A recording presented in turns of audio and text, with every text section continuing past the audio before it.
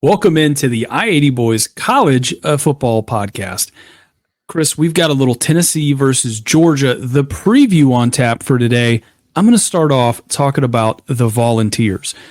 Chris, up until this point, it's been kind of a weird back and forth season yet for Tennessee, where they started off the year, they were pretty hot. They put up 1,000,000 points. The defense looked good. They looked good against Oklahoma. As we've come to find out, Oklahoma's not a very good team. And ever since they've gotten into SEC play, that offense has really kind of, almost stalled out, I feel like, at times. We know, obviously, their only loss in the season was to Arkansas. It was a road game, pretty tough, I guess, for them there at that part of the season. And they just struggled offensively. The other side of it that I look at is their defense has been really, really good up until this point. I would say, not even arguably so. They're a top 5 defense in the country, and they're playing lights out. So I look for that to kind of continue in this one.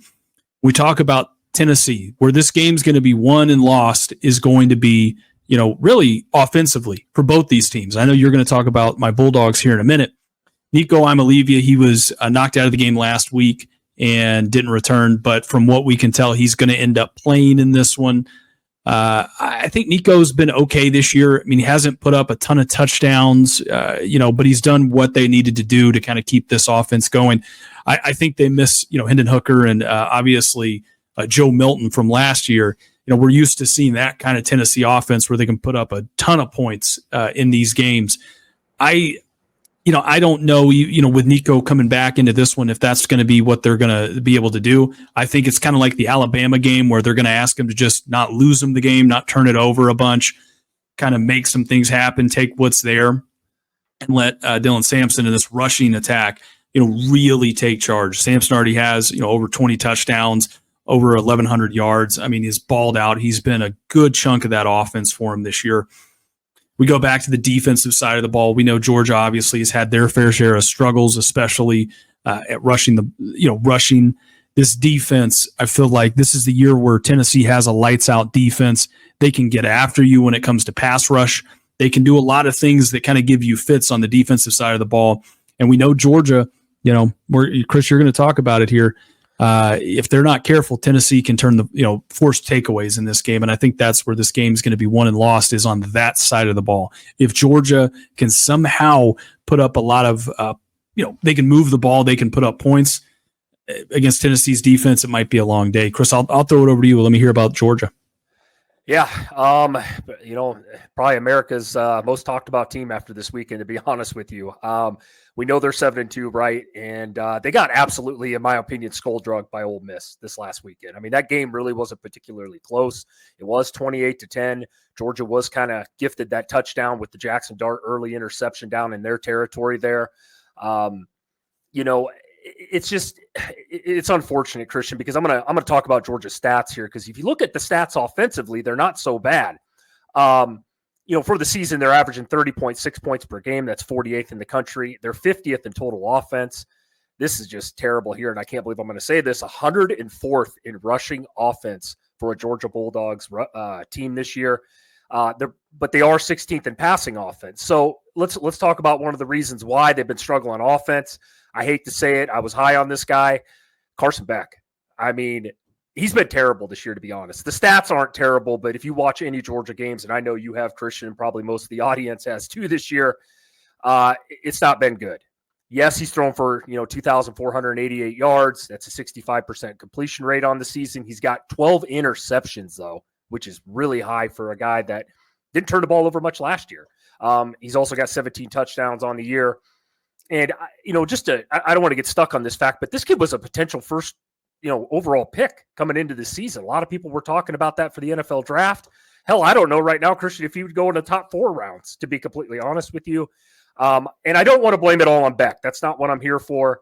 Let's get into it a little bit. Rushing offense, Christian. I alluded to it. They're 104th in the country in rushing. It's been bad, and a lot of that's the O-line. They're not creating holes. I do think ETN is a decent back to transfer from Florida. He's got okay numbers, right around 5 yards per carry. I really do like Nate Frazier, the freshman. They've had to play him. I know Georgia's banged up back there, but it's just been bad. They just can't establish the run. As far as the receivers go, another big problem. I looked this stat up. They are the bottom 10 in drop passes this year in the country, Christian. Yes, we could allude to the injuries. I know Georgia's out their top 3 receivers essentially this season for off the field issues and stuff like that. Arian Smith's their leading receiver. Yes, he's fast, but boy, he can't hang on to a football.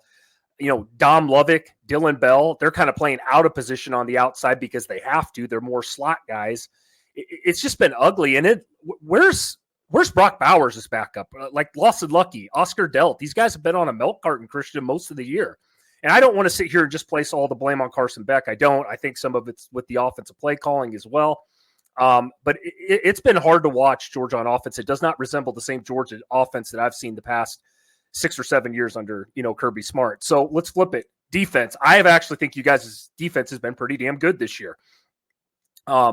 It's probably not the elite defense of, 2020, 2021 or anything, but they've been pretty good. Stat-wise, giving up 18.4 points per game. That's 16th best in the country. They're 13th in total defense, 21st in rushing defense, and then 36 against the pass. These are all very solid numbers.